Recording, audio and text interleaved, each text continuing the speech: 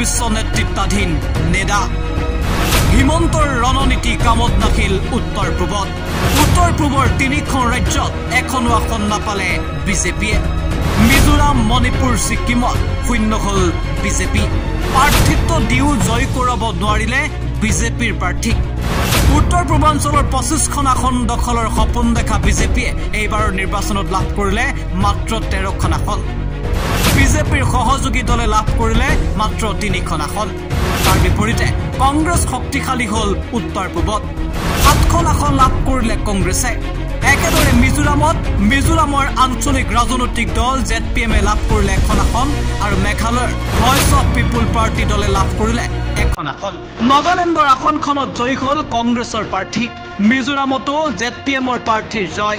চতুৰ্থ স্থানতে থাকিল বিজেপি ছিকিমতো এছকেএমৰ প্ৰাৰ্থীয়ে সাব্যস্ত কৰিলে জয় ছিকিমতো চতুৰ্থ স্থানতে থাকিল বিজেপি মণিপুৰৰ এখন আসনতো পৰাস্ত হল বিজেপি মুঠতে এবাৰ উত্তৰ পূৰ্বাঞ্চলত নেডাক আকোৱালি নললে জনতাই হিমন্ত বিশ্ব শৰ্মাৰ নেতৃত্বাধীন নেডাৰ সহযোগী দলসমূহকো এক প্ৰকাৰৰ কেইবাখনো ৰাজ্যত বৰ্জন কৰা পৰিলক্ষিত হল মিজোৰাম মণিপুৰ ছিকিমত এক প্ৰকাৰ শূন্য হৈ পৰিল বিজেপি প্ৰাৰ্থিত্ব আগবঢ়ায়ো এখনো আসনত জয় সাব্যস্ত কৰিব নোৱাৰিলে বিজেপিয়ে আৰু বিপৰীতে প্ৰাৰ্থিত্ব প্ৰদান নকৰা আন কেইবাখনো ৰাজ্যত বিজেপিৰ সহযোগী দলে মুখ ঠেকেচা খালে আৰু বিপৰীতে এইবাৰ উত্তৰ পূৰ্বাঞ্চলত অগ্ৰগতি দেখিবলৈ পোৱা গ'ল কংগ্ৰেছৰ কিয়নো অসমৰ 3খন আসনকে ধৰি সৰ্বমুঠ 7খন আসনত জয় সাব্যস্ত কৰিছে কংগ্ৰেছে আৰু মণিপুৰৰ 2খন আসনতে বৃহৎ ভোটৰ ব্যৱধানত জয়ী হল কংগ্ৰেছ সততে উত্তৰ পূৰ্বাঞ্চলৰ শক্তিশালী বুলি দম্ভালি মৰা নেডাৰ আহ্বায়ক হিমন্ত বিশ্ব শৰ্মাই এইবাৰ উত্তৰ পূৰ্বাঞ্চলত এক প্ৰকাৰৰ নিজৰ ভেটি শক্তিশালী হিচাপে ধৰি ৰাখিব নোৱাৰিলে কিয়নো 25খন আসন দখলৰ সপোন দেখা হিমন্ত বিশ্ব শৰ্মাৰ সমীকৰণে এইবাৰ কামত নাখিল উত্তৰ পূৰ্বাঞ্চলত অসমত মাত্ৰ 9খন আসন লাভ কৰিলে বিজেপিৰ মিত্ৰদল অসম গণ পৰিষদ আৰু ইউপিপিএলে লাভ কৰিলে একোখনকৈ আসন তাৰ বিপৰীতে কংগ্ৰেছে অসমত 3খন আসনত শক্তিশালী হিচাপে এইবাৰ জয় সাব্যস্ত কৰিলে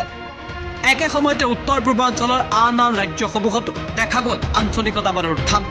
মেঘালয়ৰ এখন আসনতো কংগ্ৰেছে জয় সাব্যস্ত কৰিলে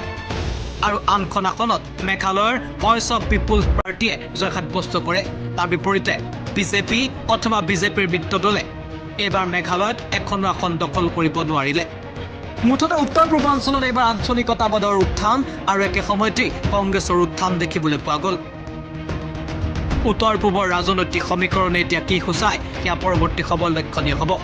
ইয়াৰ পাছত হিমন্ত বিশ্ব শৰ্মাৰ নেতৃত্বাধীন নেডাৰ ৰণনীতি কি হ'ব সেয়াও হ'ব ৰাজনৈতিক মহলৰ আটাইতকৈ চৰ্চিত বিষয় নিউজ ডেস্ক এনি টক্স